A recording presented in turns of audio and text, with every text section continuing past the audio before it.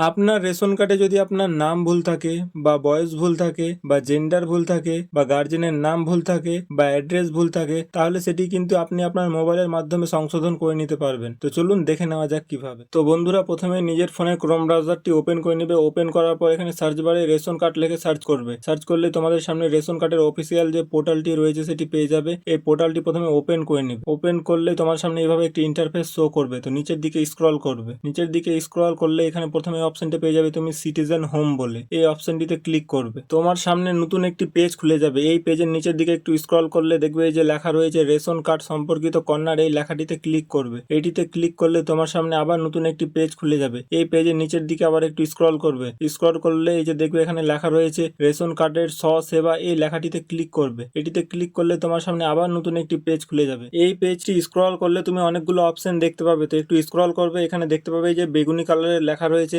আপনার রেশন কার্ডের তথ্য সংশোধন করুন। এটিতে ক্লিক করবে। তোমার সামনে নতুন একটি পেজ খুলে যাবে। এই যে লেখায় রয়েছে আধার কার্ড অনুযায়ী আপনার নাম অথবা জন্ম তারিখ অথবা লিঙ্গ অথবা অভিভাবকের নাম অথবা ঠিকানা সংশোধন করুন। একটু নিচের দিকে স্ক্রল করে রেশন কার্ড নাম্বারের ঘরে রেশন কার্ডের নম্বরটি বসিয়ে দিয়ে ক্যাপচার কোডটি ফিল করে সার্চে ক্লিক করলেই তোমার সামনে তোমার রেশন কার্ডটি খুলে যাবে। তোমার রেশন কার্ডের সমস্ত ডিটেলস তোমার সামনে খুলে যাবে। যেমন প্রথমে তুমি তোমার নাম দেখতে পারবে, তারপরে জেন্ডার দেখতে পারবে, তারপরে ডেট অফ বার্থ দেখতে পারবে, তারপরে তোমার আধার নাম্বারের লাস্ট 4টি ডিজিট দেখতে পারবে, তারপরে তোমার মোবাইল নাম্বারের প্রথম 3টে ও লাস্ট 3টে ডিজিট দেখতে পারবে এবং শেষে তুমি তোমার রেশন কার্ডের স্ট্যাটাসটি দেখতে পাবে যে বর্তমানে সেটি অ্যাক্টিভ অর্থাৎ চালু অবস্থায় আছে না বন্ধ হয়ে গিয়েছে। তারপরে এই যে লেখা রয়েছে আপনি কি আপডেট করাতে চান, তো তুমি এখান থেকে নাম, বয়স, লিঙ্গ, অভিভাবকের নাম, ঠিকানা যা সংশোধন করাতে চাও সেটার সামনে যে বক্স রয়েছে সেই বক্সে ক্লিক করে নিবে। আমি এখান থেকে বয়সটি সিলেক্ট করে নিচ্ছি। তারপর নিচের দিকে একটু স্ক্রল করবে। নিচের দিকে স্ক্রল করলে আরেকটি চেক বক্স দেখতে পাবে, এটিতে ক্লিক করবে। এটিতে ক্লিক করলে তোমার সামনে নতুন আরেকটি অপশন তুমি দেখতে পাবে সেন্ড ওটিপি বলে। এটিতে ক্লিক করবে। তোমার আধার নাম্বারের সঙ্গে রেজিস্টার মোবাইল নাম্বারে ওটিপি চলে যাবে। তারপর ওটিপি ফিল করলেই তোমার সামনে তোমার আধারের পুরো ডিটেলস খুলে যাবে।